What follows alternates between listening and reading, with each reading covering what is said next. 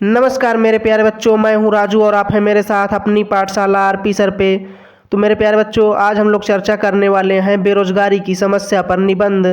तो मेरे प्यारे बच्चों, यदि आप इसे एक बार अच्छे से समझ लेते हो तो दोबारा आपको इसे याद करने की ज़रूरत नहीं पड़ेगी।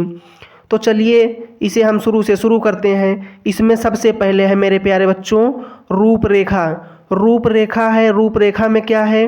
प्रस्तावना है, बेरोजगारी का अर्थ है, बेरोजगारी के कारण हैं, बेरोजगारी को रोकने के उपाय हैं, उपसंहार है। तो मेरे प्यारे बच्चों, इसे हम एक एक करके आगे बढ़ते हुए चलेंगे। तो हम सबसे पहले देखेंगे प्रस्तावना। प्रस्तावना में क्या है मेरे प्यारे बच्चों? प्रस्तावना में है बेरोजगारी की समस्या हमारे पूरे देश में एक व्यापक समस्या है।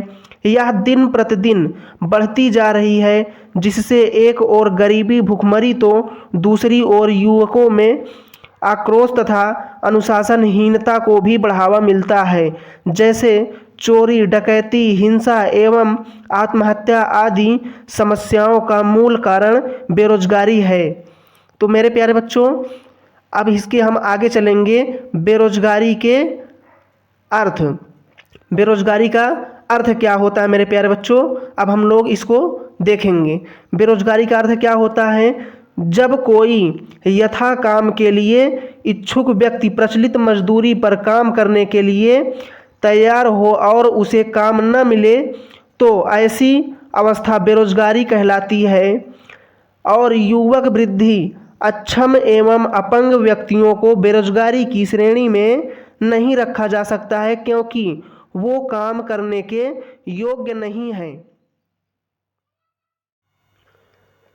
तो इसके आगे है बेरोजगारी के कारण। बेरोजगारी के कारण, मुख्य कारण कुछ इस प्रकार हैं।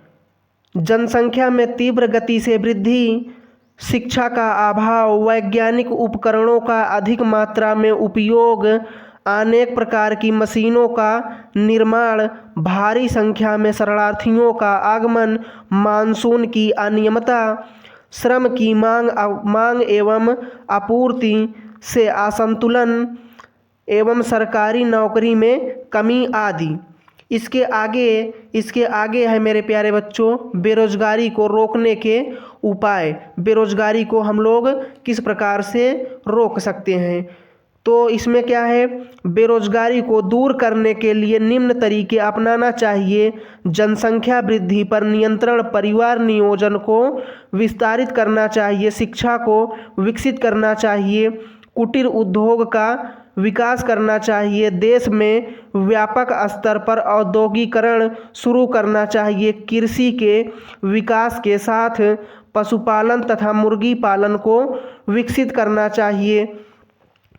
उसके बाद सड़कों का निर्माण, रेल परिवहन को विकसित करना चाहिए, पुल निर्माण, मनरेगा को सुचारू रूप से चालू करना चाहिए। इसके आगे है उपसंहार।